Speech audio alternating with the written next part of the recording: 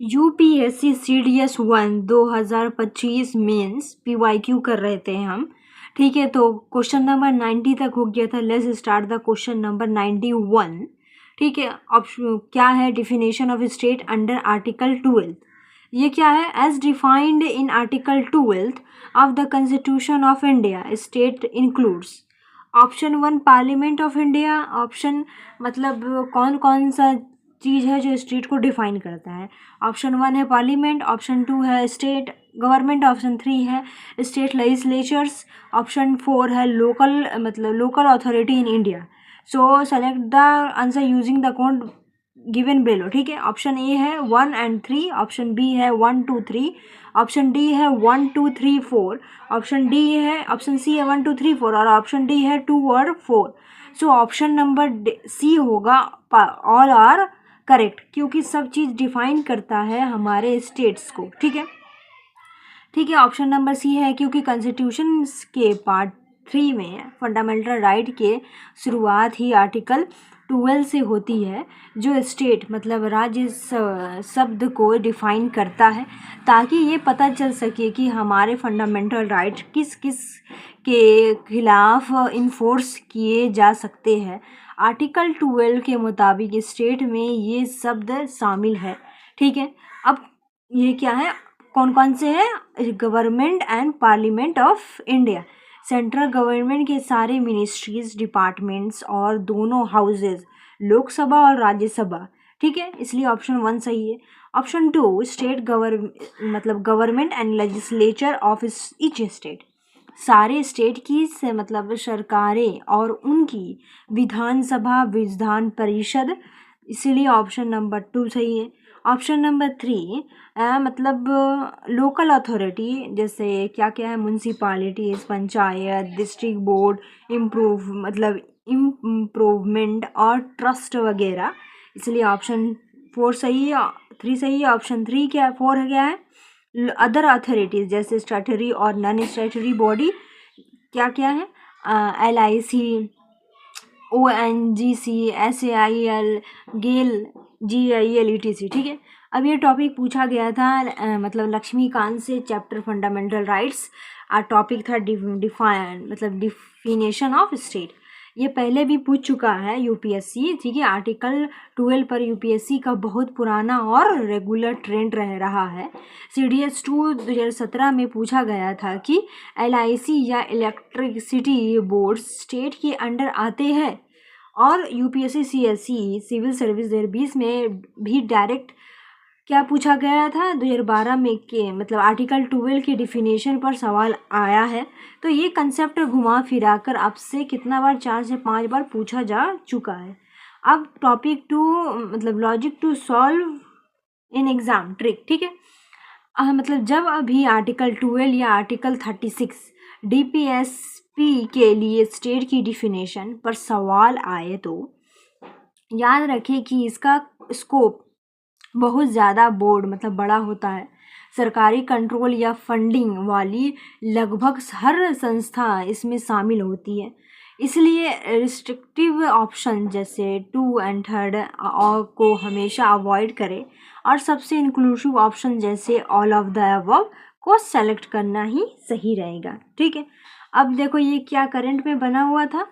तो लेट 2023 के लेकर मिड 2025 तक सुप्रीम कोर्ट ने कई ऐसी मतलब पिटिशंस आई जहां ये मतलब बहस चली कि क्या BCCI मतलब board of control for cricket in India या नए tech based public private platform जैसे open network for digital commerce ONDC article 12 के तहत स्टेट है या नहीं। इस जुडिशियल रिव्यू और करंट डिबेट्स के चलते ये स्टैटिक कोर टॉपिक हमेशा की तरह न्यूज़ में बरकरार रहा था, इसलिए ये स्टैटिक और टॉपिक मतलब स्टैटिक और करंट्स दोनों से आया था। अब मतलब क्वेश्चन फॉर योर मतलब फ्यूचर इन एग्जाम में कैसे पूछ सकता है। ठीक है, which of the following bodies fall under the definition of state as per Article 12 of the Indian Constitution? Option 1 है unique identification authority of India, जिसे UIDAI कहते हैं। ऑप्शन 2 है स्टैट्यूटरी कॉरपोरेशंस लाइक LIC। और option 3 private initiative active as an agency of the government. So all option are correct, क्योंकि supreme court के मुताबिक अगर कोई प्राइवेट बॉडी भी सरकारी एजेंट की तरह काम कर रही है तो वो भी स्टेट के अम्बित में आएगी। ठीक है, वो भी स्टेट के अम्बित में आएगी। अब क्वेश्चन नंबर 92, क्वेश्चन नंबर 92 क्या है? Parliamentary privilege. ठीक है, क्वेश्चन देख लो, which of the following descriptions with regard to parliamentary privilege for members of the parliament of India is correct, is are correct. Privilege मतलब छूट क्या क्या है? क्वेश्चन मतलब ऑप्शन 1 है the speaker is empowered to refer suo motu any questions of privilege for investigation. Option 2 है as a question of privilege is allocated priority over other items in the list of business. Option 3 है the privilege extends to freedom from preventive arrest to और detention. So select the answer using the code given below। तो option A है only 1, option B है only 2 and 3, option C है 1 and 2 और option D है 1 2 3। तो option C सही होगा, 1 और 2। ठीक है, ओनली क्यों 1 और 2 होगा देख लेते हैं, आसान भाषा में ब्रेक डाउन कर लेते हैं इसका। तो 1 स्टेटमेंट करेक्ट क्यों है? क्योंकि लोकसभा रूल्स जिसे कहते हैं रूल्स 227 के तहत स्पीकर के पास ये सुमो मोटो अपने आप पावर होती है। मतलब सुमो मोटो मतलब अपने आप पावर होती है कि वो किसी भी प्रिविलेज ब्रीच मतलब विशेषाधिकार हनन के मामले को खुद से कमेटी को प्रिविलेज को इन्वेस्टिगेशन के लिए भेज सकता है। मतलब क्या कह रहा है पता है कि स्पीकर के पास, लोकसभा के स्पीकर के पास ये ताकत है कि किसी भी तुम्हारी जो प्रिविलेज दी गई है, तुम्हें जो छूट जो दी गई है उसके लिए क्या इन्वेस्टिगेशन वो करवा सकता है। ठीक है, इसलिए ऑप्शन नंबर 1 सही है। ऑप्शन नंबर 2, अगर स्पीकर किसी प्रिविलेज मोशन को इजाज़त देते हैं तो उससे बाकी आम कामों जैसे लिस्ट ऑफ बिजनेस के मुकाबले प्रायोरिटी ठीक है प्राथमिकता दी जाती है, क्योंकि हाउसेस की डिग्निटी सबसे ऊपर होती है। ठीक है, स्पीकर जो कह देगा उसका मतलब प्रायोरिटी सबसे ज़्यादा दी जाती है। ठीक है, और इसलिए ऑप्शन नंबर 2 भी सही है। और ऑप्शन नंबर 3 क्यों गलत है? क्योंकि स्टेटमेंट 3 MPs को सिविल केसेस में अरेस्ट से छूट मिलती है। ठीक है, MPs को सेशंस चलने से 40 दिन पहले और 40 दिन बाद तक।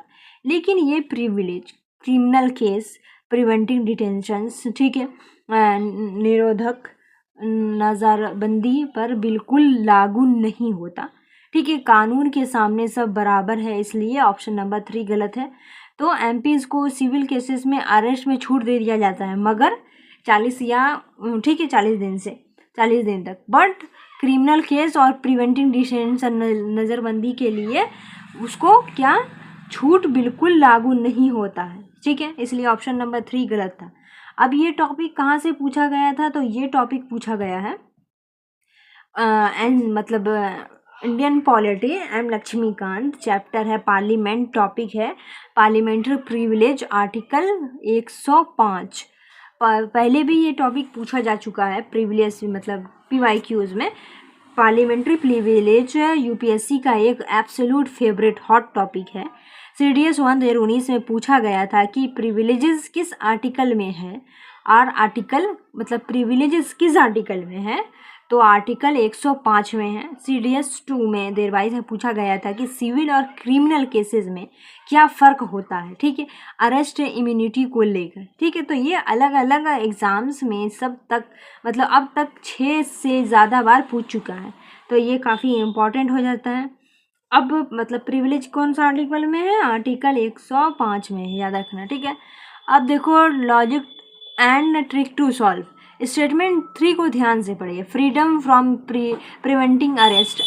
अगर देश के नेताओं को मतलब देशद्रोह या किसी भी बड़े संगीन जुर्म में प्रिवेंटिव डिटेंशन से आज़ादी मिल गई तो ये नेशनल सिक्योरिटी के खिलाफ होगा और डेमोक्रेसी का बेसिक स्ट्रक्चर ख़राब हो जाएगा। इस लॉजिक एंगल से स्टेटमेंट 3 को गलत मानिए, जैसे कि स्टेटमेंट 3 एलिमेंट होगा ऑप्शन बी और डी खत्म हो जाएगा और आप सीधे सेफ जोन में पहुंच जाएंगे। ठीक है, अब देखो क्या ये टॉपिक करंट में बना हुआ था।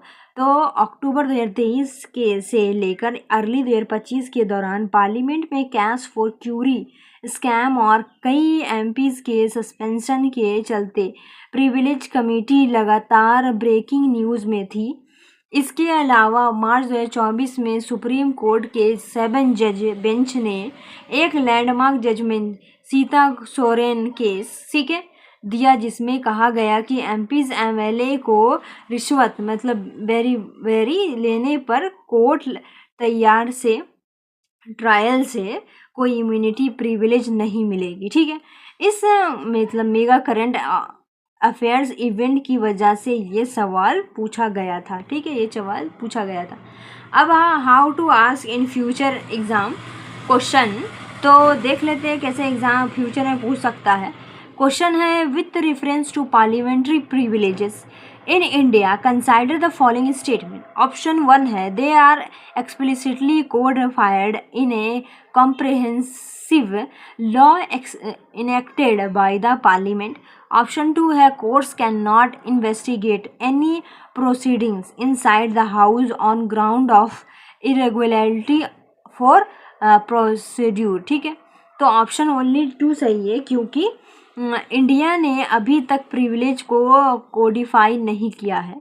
ऑप्शन 1 गलत है, लेकिन आर्टिकल 122 के तहत कोर्ट हाउस के अंदर की प्रोसीडिंग में मतलब दखल नहीं दे सकता। तो ऑप्शन नंबर 2 सही है। ठीक है, start the question number 93। Adjournment motion, which one of the following statement about an adjournment motion in the Parliament of India is not correct? Option A, its objective is to draw attention of the House to any recent matter of urgent public importance. Option B, adjournment motion is an extraordinary procedure. Option C, this motion can be invoked on any matter of urgent importance that may even be within the jurisdictions of a state government. And option D, the chair has absolute directions to refuse consent. So option number C is correct. These motions can be invoked on any matter of urgent importance that may even be within the jurisdiction of a state government. Option C सही है। ठीक है, और देख लेते हैं option another option incorrect क्यों है, अच्छा से देख लो। मतलब अनदर ऑप्शन करेक्ट है, ऑप्शन नंबर सी इनकरेक्ट है। और इसमें क्या पूछा था क्वेश्चन कि कौन सा मतलब नॉट करेक्ट है। ठीक है, पूछा था नॉट करेक्ट है।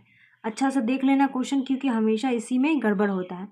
तो ऑप्शन नंबर ए देख लो, एडजमेंट मोशन काम रोको प्रस्ताव। ये एडजमेंट मोशन क्या होता है, काम रोको प्रस्ताव के मुख्य मतलब मकसद ही यही होता है कि चल रहे रेगुलर बिजनेस को रोक कर किसी हाल ही के बेहद अर्जेंट पब्लिक इम्पोर्टेंस वाले मुद्दे पर चर्चा किया जा सके। ठीक है, जिससे कोई काम हो रहा है तो उसको रोक करके इम्पोर्टेंस जो नए मुद्दे हैं उस पर चर्चा की जाए, इसको बोलता है एडजमेंट मोशन। ये सही है।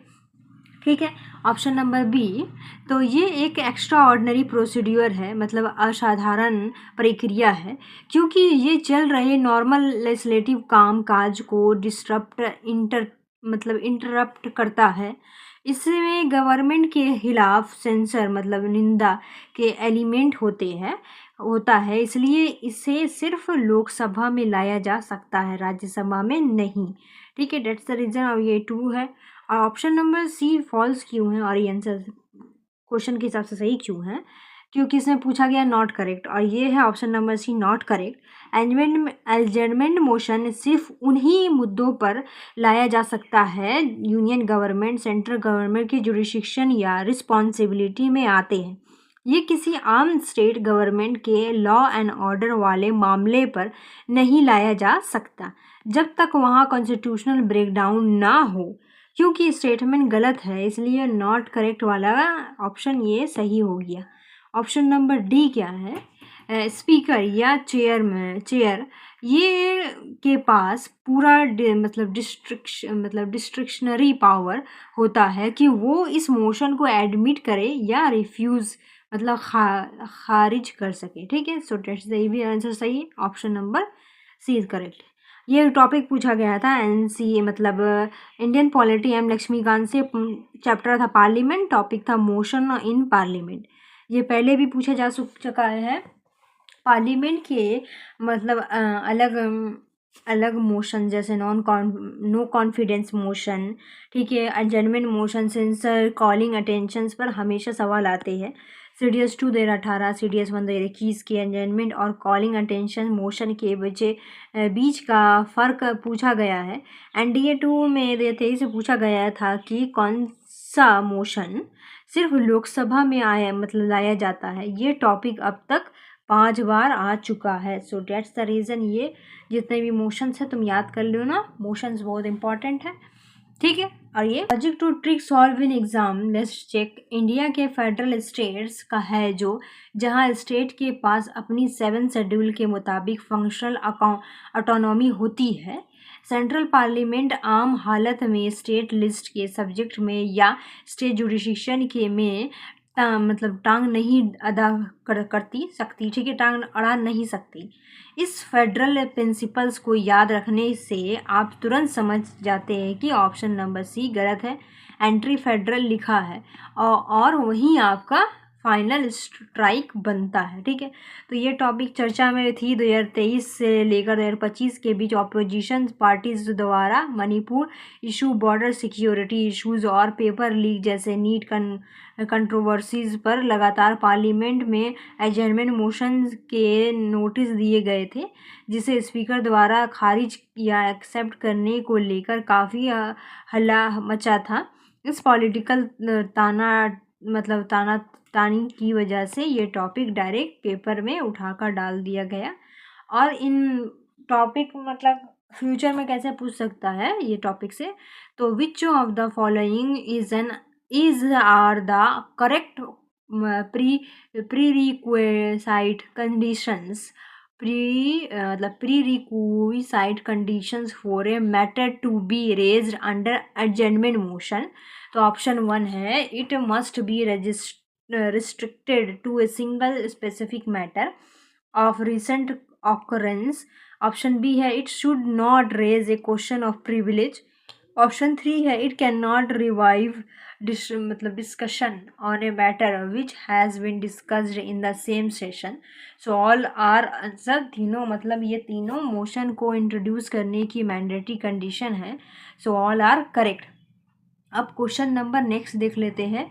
तो क्वेश्चन नंबर नेक्स्ट है 94, क्योटो प्रोटोकॉल। ये क्या है? The Kyoto protocol specifically related to the which one among the following issues. Option 1 है इमिशन रिडक्शन, ऑप्शन 2 है ozone layer ozone depletion, option C है क्लोरोफ्लोरोकार्बन्स, ऑप्शन डी है biodiversity management. So option number 1 is right, emission reduction. तो 1 क्यों सही है? क्योंकि देख लो, क्योटो प्रोटोकॉल को 1997 में जापान के क्योटो शहर में अडॉप्ट किया गया था और ये 2005 में लागू हुआ। इसका मुख्य मकसद ग्रीन हाउस गैसेज मतलब GHGs के इमिशन को कम मतलब रिड्यूस करना था, ताकि ग्लोबल वार्मिंग और क्लाइमेट चेंज से लड़ा जा सके। इसी में डेवलप्ड देशों के लिए legally binding emission target set किया गया था। ठीक है, that's the reason option number 1 सही है। और ऑप्शन नंबर बी, सी और डी क्यों गलत है? तो ऑप्शन नंबर बी और C, ozone layer depletion and chlorofluorocarbons, ये दोनों ऑप्शंस मोंट्रियल प्रोटोकॉल 1987, ठीक है, और बिना कन्वर्जन से जुड़े हैं, जिसका काम ओजोन लेयर, जिसका काम क्या है, ओजोन लेयर को नुकसान पहुंचाने वाले सब्सटेंसेस जैसे CFCs को ख़त्म करना था।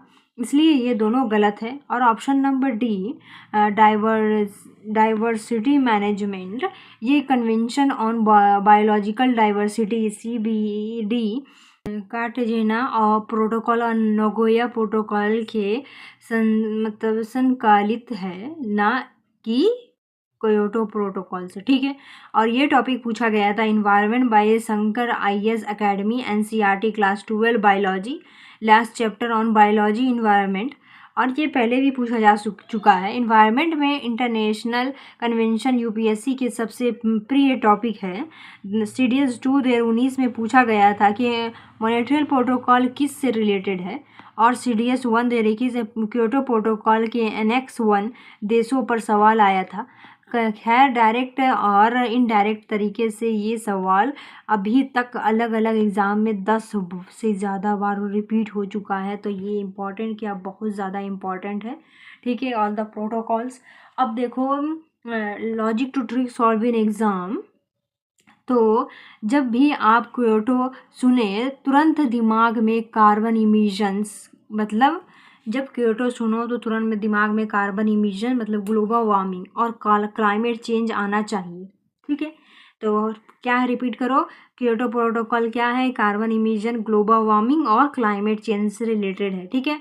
अगर आपको ऑप्शन बी और सी में कन्फ्यूज़न हो रहा हो तो याद रखिए कि CFCs खुद ओजोन डिप्लीशन करती है, ठीक है, यानी दोनों ऑप्शन एक ही कैटेगरी के हैं और दो ऑप्शन एक साथ सही नहीं हो सकते, इसलिए बचे हुए ऑप्शन पर बेट लगाना सेफ सब होता है, ठीक है। तो क्या है, Kyoto protocol carbon emission, global warming और क्लाइमेट चेंज से जुड़ा है। तो ये टॉपिक करंट अफेयर में 2023 से लेकर 2025 के बीच चलने वाली COP28 दुबई और COP29 मिटिगन में ग्लोबल इमिशन को लेकर काफ़ी हल्ला मचा रहा। हालांकि क्योटो प्रोटोकॉल की जगह अब पेरिस एग्रीमेंट 2015 ने ली है, फिर भी कार्बन क्रेडिट मार्केट और हिस्टोरिकल इमिशन की डिबेट्स में क्योटो प्रोटोकॉल का जिक्र लगातार न्यूज़ आर्टिकल द हिंदू में चर्चा में रहा था। अब how to ask question in future, तो which of the following green house gases were targeted under the origin Kyoto protocol. So option number 1 है carbon dioxide CO2, option B2 methane CH4, option 3 hydrofluorocarbon मतलब HFCs, option 4 nitrogen trifluoride NF3। तो all of them Kyoto protocol के शुरुआत में 6 gases को target किया गया था, बाद में NF3 को मतलब धोआ अमेंडमेंट में जोड़ा गया थे, ठीक है। तो ऑल आर करेक्ट है ऑप्शन। आप क्वेश्चन नंबर 95 है बाउंड्री डिमार्केशन।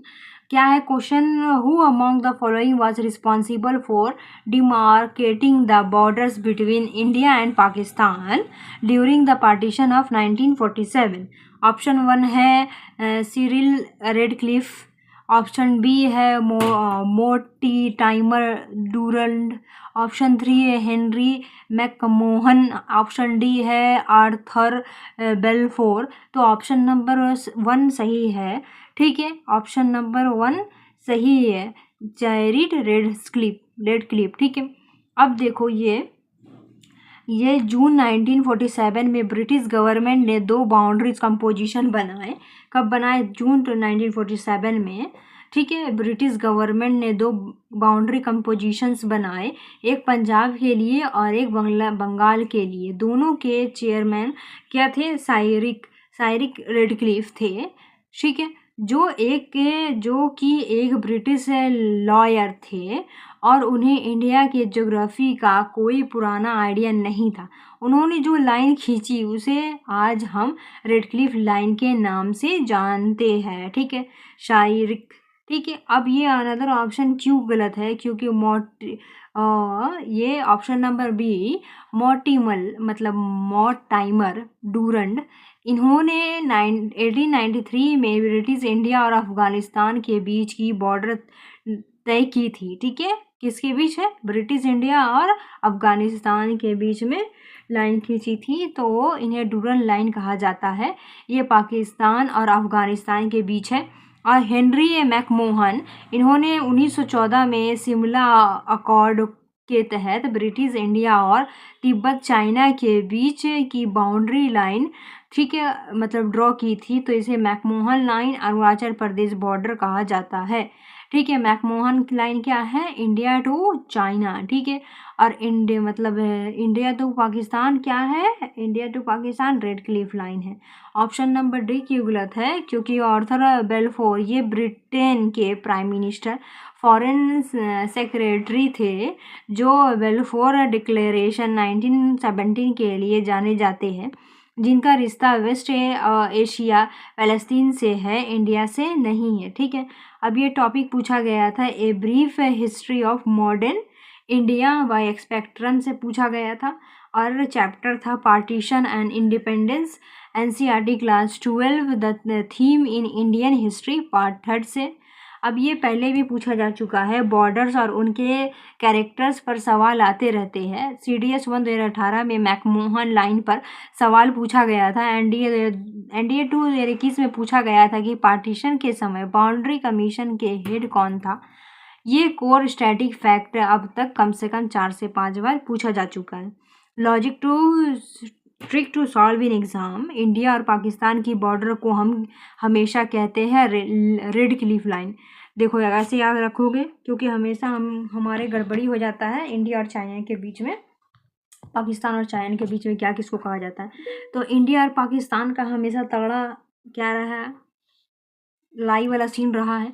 तो लड़ाई वाला सीन में क्या बहता है, जब लड़ाई होती है तो खून बहता है, तो खून बहता है तो क्या होता है, उसको रेड क्लिफ लाइन उसको कहते हैं। ठीक है, बस उन्हीं नाम को ट्रैक करके आप डायरेक्ट ऑप्शन ए लगा सकते थे। बिल्कुल, डूरन और मैकमोहन तो हमारी बाकी पड़ोसी देशों के साथ जो हम अक्सर न्यूज़ में पढ़ते रहते हैं। ठीक है, अब ये टॉपिक करेंट से था क्या रिलेटेड, तो अगस्त 2024 में इंडिया पाकिस्तान पार्टीशन के 77 ईयर्स पूरे होने पर सोशल मीडिया पर और इंटरनेशनल मीडिया में रेड क्लिफ के हाथों जल्दबाजी में खींची गई लकीर और उनकी मतलब उसकी ट्रेजेडी पर कई एडिटोरियल्स लिखे गए थे। साथ ही पाकिस्तान अफगानिस्तान के बीच डूरन लाइन पर चल रहे ठीक है ताना तानी के कारण ये सारी पुरानी लाइंस न्यूज़ में बनी हुई थी। ठीक है, तो इंडिया पाकिस्तान का रेड क्लिफ लाइन और पाकिस्तान अफगानिस्तान का डूरन लाइन और इंडिया चाइना का लाइन को क्या कहते हैं, मैकमोहन लाइन। क्या कहते हैं, मैकमोहन लाइन। अब क्वेश्चन नंबर पहले देख लेते हैं, how to ask in future exam. तो the Durand line often seen in news due to the border skirmishes forms the international boundary between which two countries? So option number B is right, Pakistan and Afghanistan. Durand line किसका है, पाकिस्तान और अफगानिस्तान का। ठीक है, अब देखो 96 question number, doctor मतलब मुतुल कश्मीर रेड्डी क्या है, which one among the following statement about doctor Muthulakshmi Reddy a freedom fighter is not correct. ठीक है, कौन सा करेक्ट नहीं है। She was the first girl student to be admitted in to a men's college. Option B, she was the first women legislator in British India. Option C, she was the medical professional. Option D, she was honored with Bharat Ratna in 1956. So option number D right है, because ये गलत है। क्यों, इसमें पूछा क्या गया था, ये नॉट करेक्ट है। ठीक है, all are correct but D is not correct. So option number A क्यों सही है? क्योंकि डॉक्टर मुथुल कश्मीर रेड्डी ने सारी पुरानी दीवारों को तोड़ते हुए पुदुकोट्टाई के महाराजाज कॉलेज, जो सिर्फ मर्दों के लिए था, में एडमिशन लेने वाली पहली लड़की बनी थी। ऑप्शन बी मतलब ये क्यों सही है? इन्हें 1926 में मद्रास लेजिस्लेटिव काउंसिल ने नॉमिनेट किया गया था, जहां ये ब्रिटिश लड़की इंडिया की पहली महिला विद्या लेजिस्लेटर और क्या मैं डिस्प्यूटी प्रेसिडेंट बनी थी। ठीक है, ऑप्शन सी की वजह सही है। ये एक बेहतरीन मेडिकल प्रोफेशनल डॉक्टर थी। इन्होंने मद्रास मेडिकल कॉलेज से टॉप किया था और बाद में चेन्नई में प्रसिद्ध एडयार कैंसर इंस्टीट्यूट की नींव रखी थी। ठीक है, देखो एक महिला होकर कितना कुछ कर बैठी थी उस टाइम में, और हम लोग अभी तक कुछ नहीं कर सके हैं इस टाइम में। बोलो, तो करने वाले कभी भी कुछ भी कर जाते हैं, वक्त मायने नहीं रखता। अरे ऑप्शन नंबर डी क्यों सही गलत है? क्योंकि 1956 में पद्मा भूषण से नवाजा गया था, ना कि भारत रत्न से। क्या से? पद्मा भूषण से नवाजा गया था, ना कि भारत रत्न से। क्योंकि सवाल में नॉट करेक्ट पूछा गया है, इसलिए ऑप्शन डी गलत स्टेटमेंट होने नाते हमारे सही ऑप्शन बनता है। ये क्वेश्चन पूछा गया था स्पेक्ट्रम मॉडर्न इंडिया, चैप्टर है women's reform movement, important personalities या Tamil Nadu state board history books. ये पहले पूछा जा चुका है, यूपीएससी के नया ट्रेंड है, मतलब पायोनियरिंग वुमेन, पहली महिलाओं पर गहरे सवाल पूछा। ठीक है, गहरे सवाल पूछे 2021 में मतलब रखमाबी भाई डॉक्टर पर सवाल आया था, और CDS 2023 में कॉर्नीलिया सोराबाजी लॉयर पर सवाल आया था। डॉक्टर मुक्ता कश्मीर रेड्डी पर डायरेक्टली 2 से 3 बार अलग अलग डिफेंस और सिविल एग्जाम्स में सवाल पूछा गया है। ठीक है, अब देखो ये logic to trick to solve in exam. तो यूपीएससी अक्सर बड़े अवार्ड जैसे भारत रत्न और पद्मा भूषण को आपस में स्वयं बदल देता है ताकि बच्चे ट्रैप में फंस सके। 1956 में सिर्फ चुनिंदा लोगों को ही भारत रत्न मिला था। ठीक है, जैसे चंद्रशेखरा वेंकटा रामन, ठीक है, वगैरह को 1954 में सूरत में मिला था।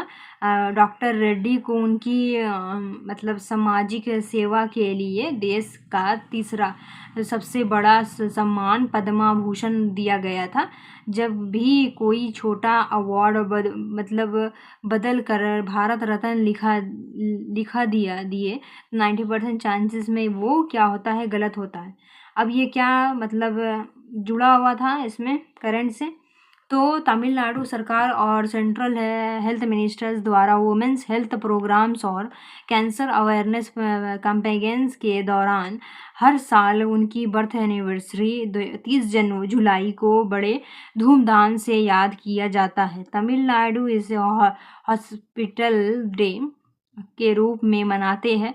इसके अलावा 2024-25 में अध्ययर कैंसर इंस्टीट्यूट के किसी बड़े माइलस्टोन इवेंट के दौरान न्यूज़पेपर में उनकी बायोग्राफी छपी हुई थी, देख रहे हैं, इसलिए ये पूछा गया था। अब how to ask in future in exam.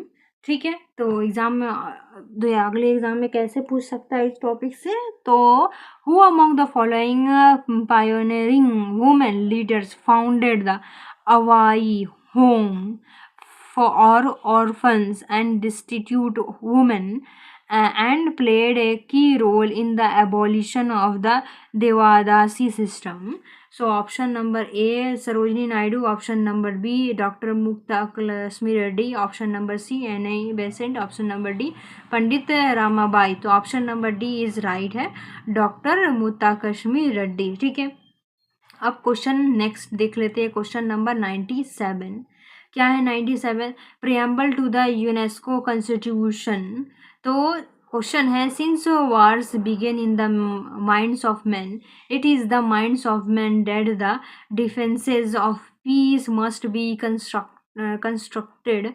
The observations can be found in the constitution of which one of the following organs of the United Nations? Option 1 है world health organisation, option B है United nation education scientific and cultural organisation, option C international autonomic energy, option D United Nations economic and social council. सो क्या है? सो option number B right है, क्योंकि option number B right है। क्या है? United nation educational scientific and cultural organisation. तो UNES UNESCO इसका बिल्कुल सही आंसर है। ये मशहूर कोट यूनेस्को के कॉन्स्टिट्यूशन के प्रियम्बल के लिए ली गई 1945 में अडॉप्ट किया गया था। इसका मेन विजन ही यही है कि इसका एजुकेशन और साइंस और संस्कृति कल्चर के माध्यम से दुनिया में पीस बनाई जाए, क्योंकि नफ़रत या युद्ध सबसे पहले दिमाग में क्या होता है, जम जाते हैं, ठीक है, जन्म हो लेते हैं। तो इसलिए ऑप्शन नंबर बी सही है। ऑप्शन नंबर ए क्यों गलत है? क्योंकि WHO इसका object global health care disease के लड़ना और पब्लिक हेल्थ को स्टैंडर्डाइज करना है। इसका युद्ध या दिमाग में शांति के बातों से डायरेक्ट स्ट्रक्चरल डिफिनेशन का रिश्ता नहीं है, ठीक है। ऑप्शन नंबर सी क्यों गलत है? क्योंकि IAEA ये न्यूक्लियर एनर्जी के पीसफुल यूज और एटॉम के मिसेज को रोकने, मिसेज के नहीं न्यूक्लियर नन प्रोलिफरेशंस पर काम करती है। ऑप्शन 3 ECOSOC ये उनका प्रिंसिपल ऑर्गन है जो ग्लोबल इकोनॉमिक, सोशल और इन्वायरमेंटल इश्यूज़ का कोऑर्डिनेशन पर फोकस करता है, ठीक है।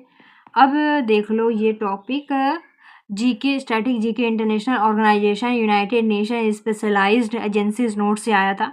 ये पहले फेमस कोर्ट और इंटरनेशनल इंस्टीट्यूट के टैगलाइंस ऑब्जेक्टिव्स पर UPSC लगातार सवाल पूछता है। CDS 2020 में उन UN चार्टर के साइन नन वेल प्लेस पर सवाल था, और UPSC CSE 2015 में यूनेस्को के इनिशिएटिव्स पर सवाल आया चुका है। ये पार्टिकुलर कोड इतना आइकॉनिक है कि डायरेक्ट एग्ज़ाम एग्ज़ाम में 3 से 4 बार देखा जा चुका है, ठीक है। अब logic to trick to solve in exam. Code को ध्यान से पढ़े। माइंड्स ऑफ मैन, इंसान का दिमाग, सोच किसी भी इंसान के दिमाग और सोच को बदलने या बेहतर करने का काम कौन सी चीज़ करती है? एजुकेशन और कल्चर। और उनकी ऐसी कौन सी एजेंसीज है जो एजुकेशन, साइंस और कल्चर पर काम करती है? तो वो है यूनेस्को, ठीक है। इसे एजुकेशन से इसे कल्चर इस तरह से बिना किसी एक्सट्रैक्ट रटे भी आप ऑप्शन तक पहुंच सकते हैं। ये करंट में था तो दुनिया में चल रहे, ठीक है, बड़े कॉन्फ्लिक्ट जैसे रशिया यूक्रेन और इजराइल गाज़ा के चलते UNGA और यूनेस्को के सेशंस में बार बार ग्लोबल पीस एजुकेशन को लेकर बड़े भाषण दिए गए। जैसे यूनेस्को ने माइंड 2024 में एजुकेशन फॉर पीस फ्रेमवर्क्स को अपडेट किया है, जिसके कारण उनका ये सबसे मुख्य कथन दोबारा न्यूज़ आर्टिकल्स में हाईलाइट हुआ है। So let's start how to ask in future in exam. So question है with reference to the united nation education scientific and cultural organization, consider the following statement. Option 1, it was established immediately from after World War I to protect global heritage. No. Option number B, its constitute explicitly mandates the constructions of peace defense through education and culture.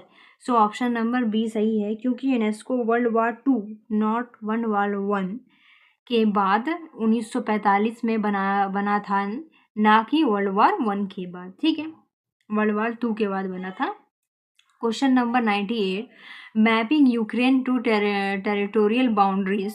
Question क्या है, which one among the following countries does not share the territory boundary of with Ukraine. Option A है Poland, option B है Romania, option C है Lithuania, option C है Belarus. तो option C सही है, जो मतलब किसके साथ बाउंड्री सेट नहीं करती है, यूक्रेन के साथ लिथुआनिया। लिथुआनिया यूक्रेन के साथ बाउंड्री सेट नहीं करती है क्योंकि लिथुआनिया की बॉर्डर यूक्रेन से नहीं मिलती। लिथुआनिया एक मतलब बेल्टिक्स कंट्री है जो बेलारूस, लातविया, पोलैंड और रसिया कलिंगिनग्राड से घिरे हुए हैं। ठीक है, और अनदर ऑप्शन क्यों, ठीक है, नॉर्थ ईस्ट रशिया और नॉर्थ बेलारूस, ऑप्शन डी भी लगती है। वेस्ट पोलैंड, ऑप्शन ये भी ऑप्शन लगता है। स्लोवाकिया से, ऑप्शन वेस्ट मतलब साउथ वेस्ट हंगरी, रोमानिया ये भी लगता है, और मोल्डोविया भी। ठीक है, तो ये टॉपिक पूछा गया था world map atlas Europe continents या current affair based places news से। अब ये कन्फ्लिक्ट जोन्स की मैपिंग यूपीएससी की एब्सोल्यूट कोर पैटर्न्स है। सीडीएस 2022 में ब्लैक सी के टच होने वाले देश पर सवाल पूछे गए थे। सीडीएस 1 2024 में मेडिटेरियन और रेड सी के आसपास के देशों पर सवाल आए थे। यूक्रेन जो पॉलिटिक्स पर पिछले 4 सालों में कम से कम 5 से 6 बार अलग अलग तरीके से क्वेश्चन बनाए गए हैं। और logic to solve an exam, अगर आपने रेगुलर न्यूज़ पढ़ी है, ठीक है, नीचे कर लो, अगर आपने रेगुलर न्यूज़ पढ़ी है तो आपको पता होगा कि रशिया ने यूक्रेन पर अटैक किए के लिए बेलारूस के रास्ते का यूज़ किया था। तो बेलारूस तो टच होता है। यूक्रेन के रेफ्यूजीज सबसे ज़्यादा भाग मतलब पर पोलैंड और रोमानिया गए, तो उसके डायरेक्ट बॉर्डर्स हैं। ठीक है, अब बचा क्या, लिथुआनिया। तो जो बॉर्डर नॉर्थ में बेल्टिक रीजन में पड़ता है वो और बीच में बेलारूस आ जाता है, इसलिए Lithuania can not touch Ukraine. ठीक है, अब ये टॉपिक क्या बना हुआ था, क्या इस मतलब करंट में बना हुआ था। तो अब फरवरी 2022 में के शुरू हुआ रशिया यूक्रेन युद्ध 2024, 25 और 26 में भी लगातार हेडलाइंस में बना रहा है। नाटो फोर्सेस की activity black sea grain initiative और बॉर्डर्स पर डिप्लोमेंट के चलते यूरोप के मैप हर हफ्ते news in the Hindu, the Indian express में छपा रहता है। ठीक है, अब ये हाउ टू एग्ज़ाम मतलब ask in future in exam. तो which of the following water bodies share a direct coast line with Ukraine. Water bodies, option 1 है बाल्टिक सी, ऑप्शन बी है मतलब कैस्पियन सी, ऑप्शन सी है ब्लैक सी, ऑप्शन डी है Mediterranean sea. So option number C is right, black sea, क्योंकि Ukraine के south में black सी और सी of ओजोव है। ठीक है, ओजोव है। अब क्वेश्चन 99 क्या है, law commissions and IPC replacement. Question क्या है, which of the following statement is are correct. Option 1 है first law commissions recommended Indian penal code 1860। Option B है Indian penal code 1960 has been completely replaced by the Bharatiya Nyaya Sanhita 2023। और तो option number both are right. Both are right कैसे है देख लेते हैं, क्योंकि दोनों स्टेटमेंट मतलब कानूनी रूप से बिल्कुल सही है। कैसे, ऐतिहासिक कानूनी रूप से सही है, क्योंकि ब्रिटिश काल में चार्टर एक्ट 1833 के तहत 1834 में फर्स्ट लॉ कमीशन बनाया गया था, जिसके चेयरमैन लॉर्ड मैकेले थे। इसी कमीशन में ने इंडियन पैनल कोड आईपीसी का ड्राफ्ट तैयार किया था, जो आगे चलकर 1860 में एनेक्ट हुआ। ऑप्शन बी ये करेक्ट क्यों है, क्योंकि भारत सरकार ने कॉलोनियल लेगेसी गुलामी के कानून को ख़त्म करने के लिए एक बड़ा कदम उठाया था, भारतीय न्याय संहिता, जिसे बीएनएस 2023 पास किया और जिसने पुराने इंडियन पैनल कोड मतलब 1860 को पूरी तरह से रिप्लेस ख़त्म कर दिया। यह नया कानून पूरे देश में लागू हो चुका है। ठीक है, अब देखो ये कहाँ से पूछा गया था, ये एनसीईआरटी से भी आया है पॉलिटी का, और ये polity and Laxmikanth chapter central government and legal reforms और modern Indian by Spectrums charter act से रिएक्शन किया गया था। तो ये टॉपिक मतलब प्रीवियस में जैसे एक्ट और उनकी हिस्टोरीज पर हमेशा सवाल आते हैं।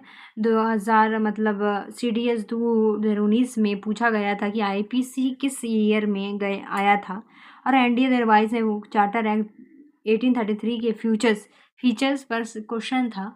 तो न्यू क्या मतलब क्रिमिनल लॉ के आने के बाद ये टॉपिक एग्ज़ाम्स 3 और 4 बार पूछे जा चुके हैं। अब क्या ये करंट में था? तो पार्लियामेंट ने दिसंबर 23 में 3 नए क्रिमिनल बिल्स जिसे BNSS और BSA पास किए थे, जो 1 जुलाई 2024 के पूरे देश में ऑफिशियली इम्प्लीमेंट लागू हो गए। 2025 और 26 में दौरान लीगल सिस्टम पॉलिसीज ट्रेनिंग और कोर्ट में इन्हीं नए कानून में के तहत केसेस चल रहे हैं, जिसकी वजह से ये कानून लगातार नए नेशनल हॉट टॉपिक बने हुए हैं। ठीक है, अब ये कैसे इन फ्यूचर इन एग्ज़ाम में पूछ सकता है? तो ऐसे पूछ सकता है, consider the following pairs of new criminal laws and their order counterparts में करना है। तो भारतीय न्याय संहिता जिसे कहते हैं BNS इंडियन पैनल कोड, ठीक है। ऑप्शन बी है भारतीय, जो रिप्लेस हो गया, ठीक है, न्यू क्रिमिनल लॉ में। भारतीय नागरिक सुरक्षा संहिता BNSS code of criminal procedure. भारतीय ऑप्शन 3 है भारतीय साक्ष्य अधिनियम BSA इंडियन एविडेंस एक्ट। तो ऑल आर करेक्ट। ये तीनों बड़े बदलाव आपको नए वाले एग्जाम्स में ज़रूर दिखेंगे, मिल सकते हैं, पूछे जा सकते हैं। क्वेश्चन नंबर 100 सेंचुरी मान लेते हैं यहाँ पे। बैकवर्ड क्लासेस कमीशन क्या है question? Consider the following statement with regard to the setting up of the backward class commission in India. First है the first backward class commission set up by the government of India is popularly known as Kaka Kalelkar commission. Option B. Option 2 है the third backward classes commission set up by the government of India is popularly known as Mandal commission. So option number only 1 is right. क्यों? And another option क्यों right है? Option number A only 1 is right. क्यों? क्योंकि article 340 के तहत president को India ने जनवरी 1953 में पहला बैकवर्ड क्लास कमीशन अपॉइंट किया गया था, जिसके चेयरमैन काका कालेकर थे। इसने अपनी रिपोर्ट 1955 में सबमिट की थी, इसलिए इसका काका कालेकर कमीशन कहा जाता है, और ये करेक्ट है। सेकेंड बैकवर्ड क्लासेस कमीशंस को 1979 में मोरारजी देसाई की गवर्नमेंट द्वारा अपॉइंट किया गया था, जिसके चेयरमैन BP मंडल थे, जैसे हम प्रसिद्ध मंडल कमीशन कहते हैं, जिसने 27% OBC रिजर्वेशन रिकमेंड किया था, इसलिए मंडल कमीशन सेकेंड था, ना कि थर्ड। ठीक है, अब नोट करने वाला बात यह है कि थर्ड गवर्नमेंट ने 2017 में national commission for backward classes NCBC को कॉन्स्टिट्यूशनल स्टेटस दिया है, जो कि 102 अमेंडमेंट एक्ट के तहत। लेकिन जब हम सब कैटेगराइज के लिए नए पैनल की बात करते हैं तो रोहिणी कमीशन का जिक्र आता है। कुछ रिपोर्ट्स 1993 में परमानेंट NCBC बनाने को तीसरा फेस मानती है, लेकिन ऑफिशियली मंडल कमीशन सेकेंड था, इसलिए ऑप्शन नंबर 2 गलत हो गया। ठीक है, अब ये टॉपिक कहाँ से पूछा गया था? ये पूछा गया था M लक्ष्मीकांत से, chapter national commissions for OBCs और fundamental rights, article 16 reservation background, और ये टॉपिक पहले प्रीवियस में मतलब कमीशन और उनके क्रोनोलॉजिकल हिस्ट्री पर यूपीएससी लगातार पूछता रहता है। सीडीएस 2019 में पूछा गया था कि मंडल कमीशन किस ईयर में मतलब सेटअप की हुआ 1979 में, और यूपीएससी सीएससी 2020 में और 2023 में एनसीबीसी के कॉन्स्टिट्यूशनल स्टेटस आर्टिकल 338 बी पर क्वेश्चन आया था। ये कोर टॉपिक अब तक 5 से 6 बार पूछा जा चुका है। अब logic to trick to solve in exam. तो अगर आप बेसिक मॉडरेशन, इंडियन हिस्ट्री या रिजर्वेशन की हिस्ट्री पढ़ी है तो आपको बिल्कुल पक्का पता होना ही इंडिया में 2 की सबसे बड़े हिस्टोरिकल ओबीसी कमीशंस मतलब मशहूर है। पहला है काका कालेलकर और दूसरा है मंडल। ठीक है, 2 सबसे ज़्यादा मशहूर है ओबीसी कमीशन के। और जैसे ही आपको ये याद आएगी कि मंडल दूसरा है, ठीक है, मंडल क्या है, दूसरा है पर, और स्टेटमेंट 2 थर्ड पढ़ते ही गलत, आपको तुरंत ऑप्शन ए में चल जाइएगा। कालेलकर पहला है, मंडल दूसरा है, ना कि तीसरा। ठीक है, और ये क्या करंट में बना हुआ था तो 2023 के लेकर अर्ली 2026 के बीच Bihar caste survey, caste census और पूरे देश में कास्ट सेंसर की मांग को लेकर पॉलिटिक्स और न्यूज़ मीडिया में मतलब ज़बरदस्त डिबेट चल रही है। साथ ही सुप्रीम कोर्ट में सब कैटेगराइज और क्रीमी लेयर्स को लेकर लगातार सुनवाई चल रही थी। इस पूरे मुद्दे से के चलते बैक्स एंड से स्टैटिक हिस्ट्री मंडल वर्सेस कार्यालय उठाकर पूछा गया था। ठीक है, अब ये हाउ टू आस्क इन मतलब फ्यूचर इन एग्ज़ाम। तो which constitution amendment act granted constitution status to the national commission for backward classes NCBC by inserting articles 338 B. तो option number A 101 amendment, option number B 102 amendment, option number C 103 amendment, option number 4 104 amendment. तो option number B सही है, 102 amendment act. अब ये question करेंगे 101 अगले part में, ठीक है। एंड इससे पहले आपने जो पार्ट नहीं देखा देख लीजिए, आपके लिए इम्पॉर्टेंट है। ओके, बाय बाय, जय हिंद।